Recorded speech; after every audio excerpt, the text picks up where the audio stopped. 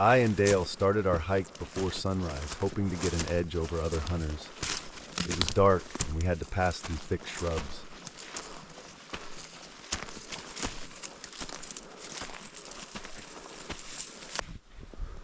We got a beautiful view of the sunrise with glimpses of sunlight piercing through the bundle of clouds and lighting them up in golden color. It seemed surreal.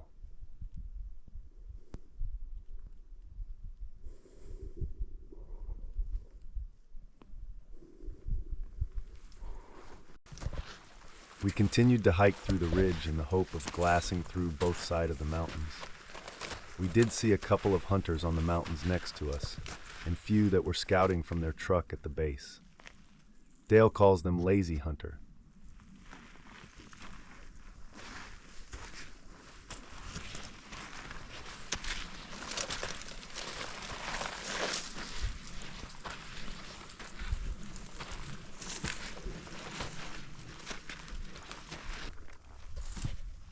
We reached our target glassing point after hiking for about an hour and a half. There was this huge rock formation on the saddle with 360 view of the valley and the mountains on both sides.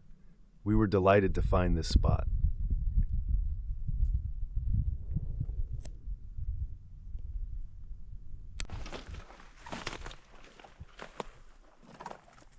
While Dale got his spotting scope and rifle set on the top of the rock and decided to prepare breakfast on his Jetboil, I decided to set out without my heavy backpack to check if I can find a deer in the forest slope.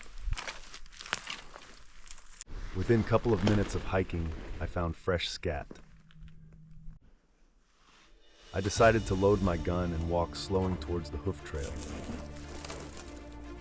I then heard huffing sound coming from the forest slope about 50 yards from me, and I knew it was a herd of deer.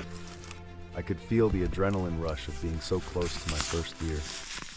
When I tried to aim for one, I couldn't see anything from the scope.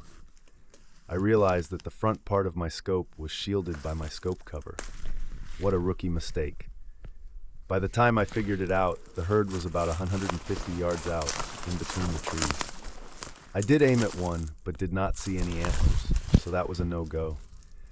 And by this time, the deer were running toward the ridge and getting away from me.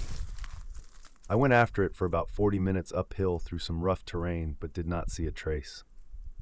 The sun was up, and I was getting thirsty. I realized that I had left my backpack where Dale was, so I decided to head back. I felt a little disappointed, but was still optimistic that I should be able to find another one. We headed back to our base camp, and I took a long nap in my tent. Then we decided to go scoping on the other side of the mountain on a four-wheeler and a bike.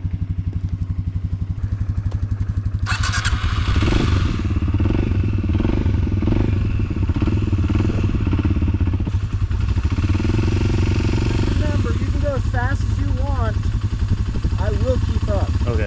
That thing is fast. Okay.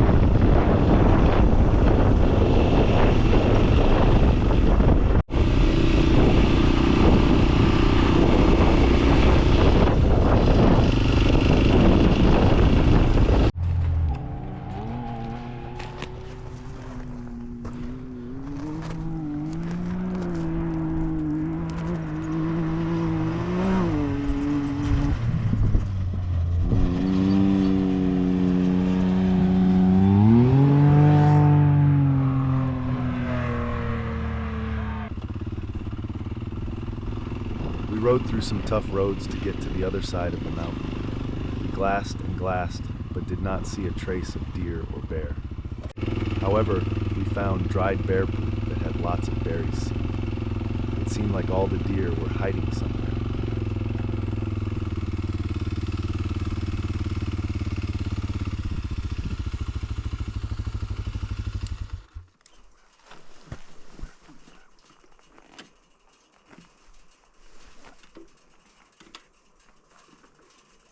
That's a view. We called it a day and got back to our base camp. I had chicken fajita bowl for dinner. I did not know dehydrated food can taste so good that I did not miss home-cooked food.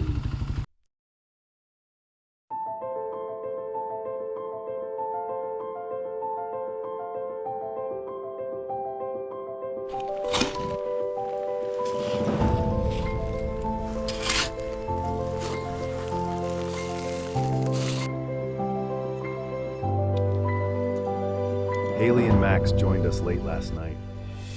We got all hyped up to fill our deer tag. With a positive attitude and belly full of breakfast, we marched towards a different mountain that was not as steep as yesterday's.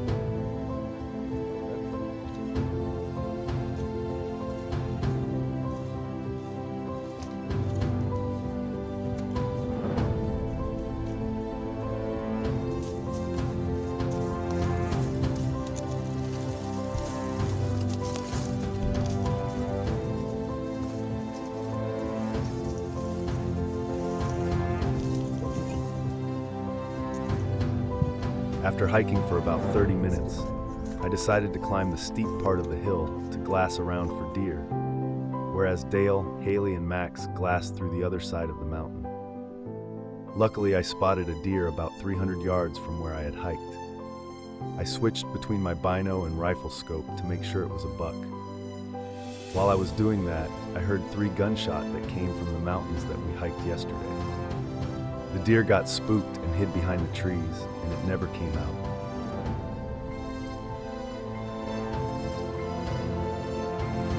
I and Max decided to hike up the mountain and sneak up on the deer, but that did not work.